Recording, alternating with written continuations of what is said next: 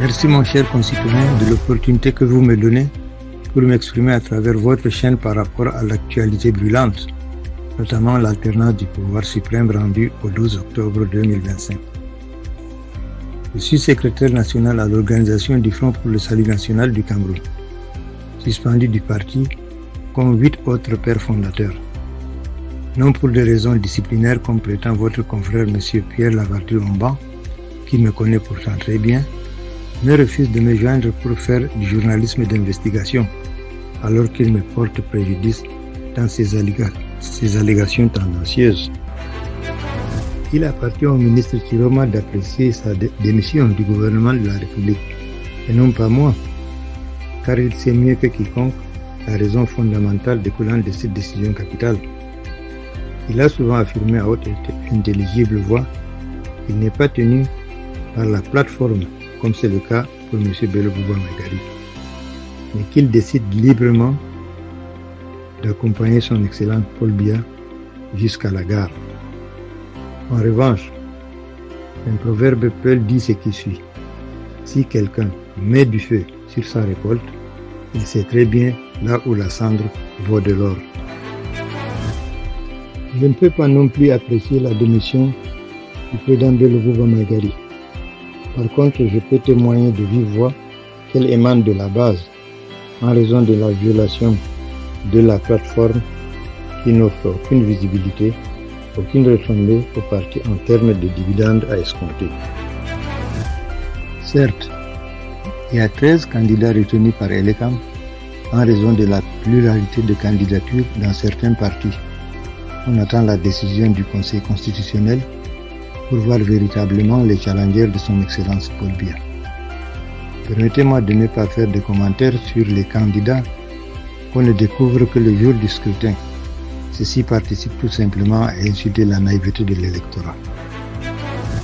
Je pense que le Conseil constitutionnel va réhabiliter le candidat Maurice Kamto, parce qu'il est citoyen camerounais à part entière comme les autres, peut-être même mieux que les autres. Ne pas réhabiliter Kamto ouvre la boîte à Pandore. Et les Bamileke vont se rappeler à leurs dépens les propos de feu ministre Amadou Ali. Je cite, les Bamileke et les Bétis ne doivent pas succéder au président Paul Biya. C'est tout de même inadmissible et révoltant, non? Le vice-président Amadou Mota aurait pu faire un très bon score qui allait véritablement peser sur la balance et favoriser la victoire du MRC. Malheureusement, le président Kamto fut absent dans le septentrion. Au lieu d'exploiter l'échec du RDPC qui est vomi par les populations, il a préféré de conquérir la diaspora. Et cela se complique pour son parti au moment où l'UNDP revient en force avec Maître Cheikh Oumar.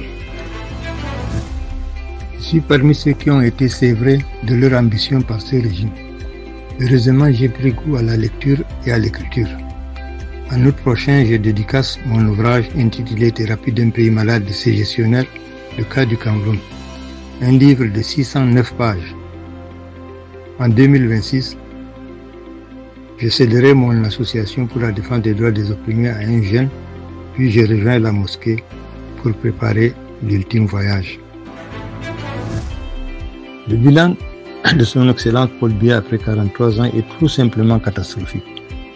De toute évidence, la paix au Cameroun à l'heure du renouveau national fait autant de victimes que les génocides rwandais et le tsunami indonésien réunis. J'en veux pour preuve la fermeture de moins 70 grandes et moyennes industries, la fermeture ou la perte de vitesse de pas moins de 750 entreprises, dont Alicam la première industrie en Afrique. À présent, notre flotte qui rivalisait Ethiopian Airlines est un triste et lointain souvenir. Au moins 75 bandits en col blanc, dont l'unité de Gabéji et le milliard, séjournent à Kondengui. Dans le même temps, le barrage hydroélectrique de Lompangara, le barrage de Menvele, le barrage de Mekin, la centrale hydroélectrique de Dja, le barrage de Maga, le gare pétrolier de Limbe, l'autoroute Yaoundé-Douala, 60 km depuis 10 ans, le scandale de Calgate, Covid-Gate. Pour l'heure, l'intelligentsia camerounaise semble ne pas se préoccuper du volet de restitution des fonds depuis la mort de Monseigneur Christian Toumi, aux grandes dames de la population. À l'ère du renouveau, l'alternance par voie d'usure est un rêve utopique. J'invite les jeunes à prendre leur ambition en bandoulière, à bien vouloir accompagner par leur vote le candidat Bello Bouba Maïkari, le plus expérimenté de tous les 11 candidats en lice, et de bien vouloir fourbir leurs armes pour la 4e République. Je vous remercie de m'avoir honoré de votre invitation. Merci et au revoir.